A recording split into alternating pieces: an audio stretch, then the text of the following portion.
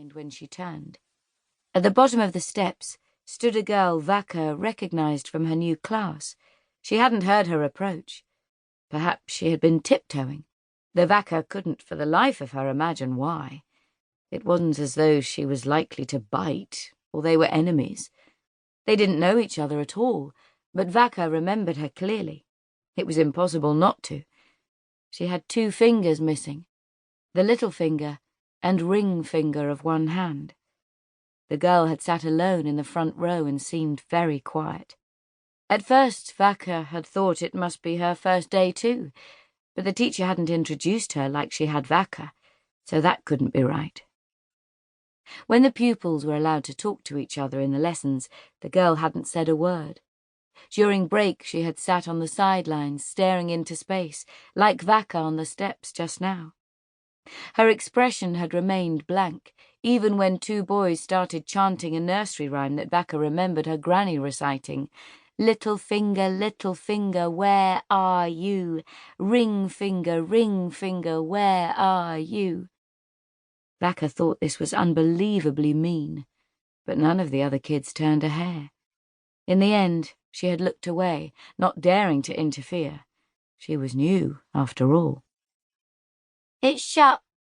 The girl gave a shy smile that vanished as quickly as it had appeared. Perhaps it had only been a trick of the light, but Vaka was left with the impression of a pretty face. They always lock up when school's finished for the day. Oh. Vaka shuffled her feet, not knowing what to say. She had never been very good at making friends or talking to strangers, and it was the first time that day that anyone had tried to draw her out of her shell. I wanted to use the phone. Maybe you could use the one at the shop. It's not far away. The girl pointed down the street. She was wearing mittens to hide her maimed hand. Vaka swallowed and answered awkwardly, I haven't got any money. Her mother was supposed to give her pocket money on Fridays, but she always forgot. Usually it didn't matter, but there were times, like now, when it was a pain. As bad as Dad forgetting to pick her up. Grown-ups were useless at remembering things. Oh, the girl looked sad. Me neither. She opened her mouth, then changed her mind and closed it again. Unlike Vaka's jacket, which had been bought with room for her to grow into, the girl's anorak was far too small. The sleeves were too short, and she couldn't even zip it up properly. She wasn't wearing a hat either, and her tangled hair whipped around in the wind. In spite of the dry weather, she was wearing a pair of old, faded Wellingtons.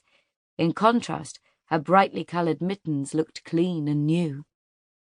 It's all right. I'll wait. Vaka tried but failed to smile. It was hard having to wait in uncertainty like this. She was cold and hungry.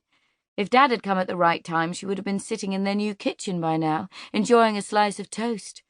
She could taste the melted butter and jam, and this only made her hungrier. The girl shifted from foot to foot. Would you like me to wait with you? She didn't look at Vaka as she asked this, but off to one side, at the empty playground. I can if you like. Vaka had no answer ready. Would it make things better or worse? The choice was between sitting alone and getting cold, or trying to find something to talk about with this girl whose name she didn't even know. Yet despite being only 8, Vaka knew that there was only one right answer to some questions. Yes, please, if you feel like it. When the girl turned towards her with a beaming smile, she added, But I'll have to go as soon as Dad comes to pick me up. The smile faded, and the empty expression returned. Yes, of course. Mindful of how the boys had teased the girl and how lonely she seemed, Vaka tried to make amends. Perhaps he could drive you home too. The moment she had blurted this out, she regretted it. She had often heard her parents moaning about the price of petrol. She didn't want to ask her father to drive miles out of their way, especially when they had so little money left after buying their new flat. Is your house far away? No, I live just back there.